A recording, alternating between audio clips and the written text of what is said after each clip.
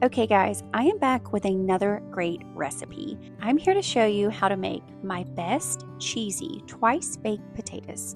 I'm just going to start by rinsing my russet potatoes. I'm going to use 5 medium-sized russet potatoes here, and that's going to give me 10 twice baked potatoes because we're counting each half. And I'm getting them ready for the oven by taking a large fork and poking holes on every side of the potato. Then I'm just going to take some avocado oil in my hand, rub it all over each potato, and season them with salt and pepper. Now, this side dish is one of my family's absolute favorites, and that's saying something because they are incredibly picky. It's also a side dish that I have learned not a lot of people make at home, but they like to eat out in restaurants. But I'm here to dispel the myth that twice baked potatoes are difficult or time consuming to make. It's just not true. I've already preheated my oven to 400 degrees, and I am going to place these potatoes directly on the oven rack. And I know that sounds a little strange because a lot of people wrap their baked potatoes in foil, and at the very least, people put them on a baking sheet or a cookie tray. But that's not going to happen. I like my baked potatoes to have a super crispy skin. So I baked them for 1 hour at 400 degrees, and I turned them once at the halfway mark. Another great thing that I personally like about twice baked potatoes is my family loves just plain baked potatoes. So what I would do is make baked potatoes for one of our meals, and I would just bake extra potatoes, and later in the week we would have twice baked potatoes.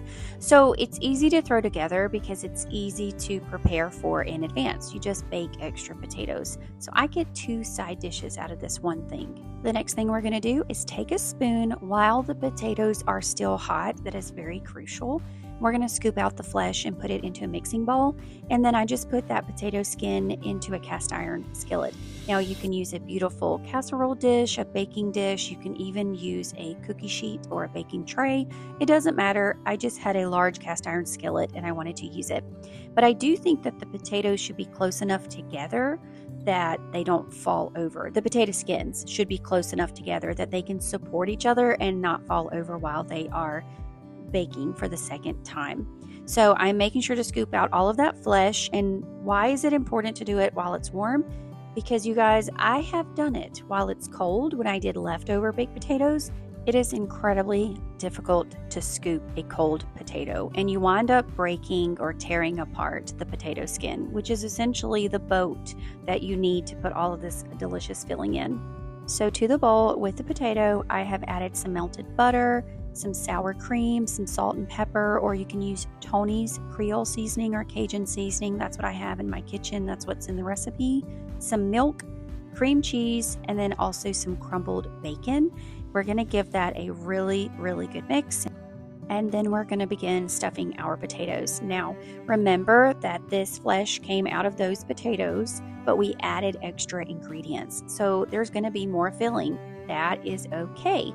You want to put heaping tablespoons of this filling. So look at that. They're going to be completely filled to overflowing with this delicious cream cheese mixture.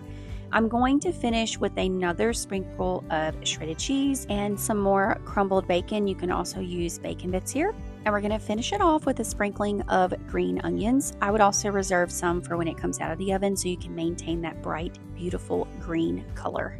I'm going to put them back in the oven. I did lower the temperature to 350 degrees, and we let them stay in for about 20 minutes until that cheese was completely melted. You have to make them, guys. You have to. And the full recipe is in the link in the description below.